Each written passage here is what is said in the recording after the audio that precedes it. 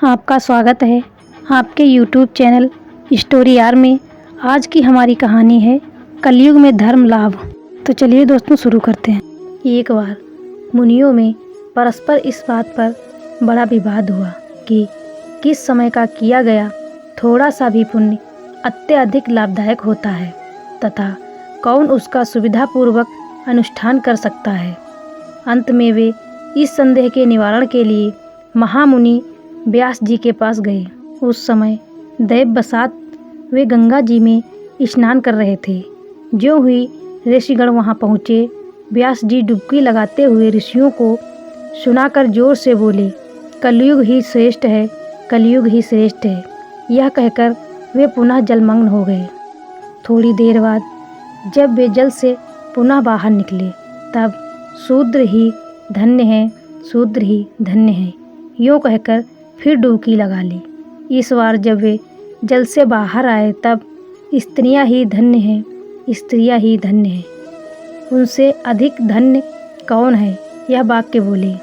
तदंतर जब वे ध्यान आदि से निवृत्त हुए तब वे मुनिजन उनके पास गए। वहाँ उन्होंने अभिनंदना आदि के बाद शांत होकर शुभागमन का कारण पूछा। ऋषियों ने कहा, हमें आप पहले यह बताइए कि आपने जो कलयुग ही श्रेष्ठ है, शूद्र ही धन्य है, स्त्रियां ही धन्य हैं, यह कहा, इसका आशय क्या है?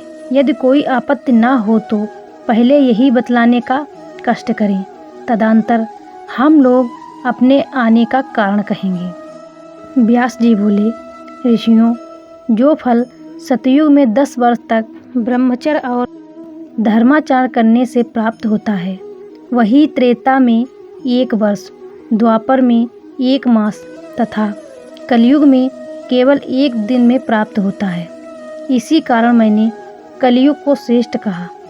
जो फल सतयुग में योग, त्रेता में यज्ञ और द्वापर में पूजा करने से प्राप्त होता है, वही फल कलयुग में केशव का नाम कीर्तन करने मात्र से मिल जाता है। ऋषियों, कलयुग में अत्यल्प श्रम अत्यल्प काल में अत्यधिक पुण्य की प्राप्ति से हो जाती है, इसीलिए मैंने कलयुग को श्रेष्ठ कहा है।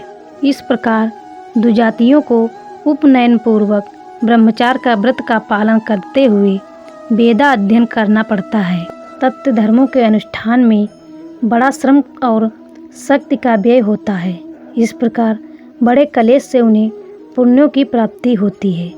पर शूद्र तो केवल द्विजों को सेवा से ही प्रसन्न कर अनायास पुण्य प्राप्त कर लेता है और स्त्रियों को भी ये पुण्य केवल मन वचन कर्म से अपने पति की सेवा करने से ही उपलब्ध हो जाते हैं। इसीलिए मैंने शूद्र ही धन्य हैं, स्त्रियां ही साधु हैं, इनसे धन्य और कौन है, ये शब्द कहे थे। अस्तु, अब कृपया आप लोग यह बतलाएं कि आपके आने का कौन सा शुभ कारण है।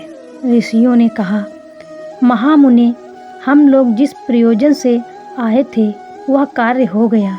हम लोग में यही विवाद छिड़ा था कि अल्पकाल में कब अधिक पुण्य अर्जित किया जा सकता है तथा उसे कौन संपादित कर सकता है।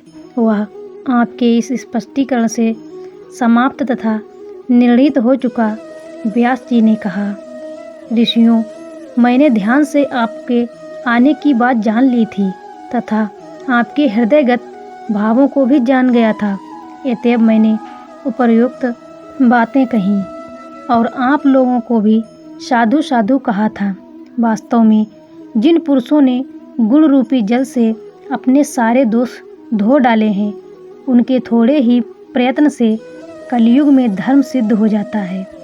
इसी प्रकार शुद्धों को द्विज सेवा तथा स्त्रियों को पति सेवा से अनायास ही महान धर्म की सिद्धि, विशाल पुण्य राशि की प्राप्त हो जाती है।